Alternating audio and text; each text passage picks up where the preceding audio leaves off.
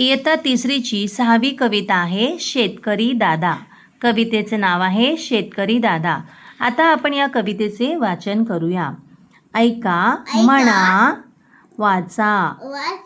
शेतकरी दादा शेतात राबतो, काळ्या आईची सेवा करतो.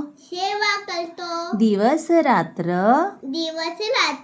करतो काम, काळ्या मातीत गाळतो घाम.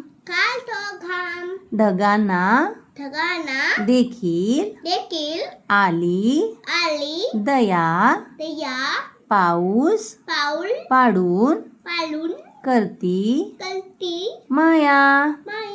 घामात पावसात भिजली मातीने दिले टपोरे मोती. मोत्याची भाकर करते आई.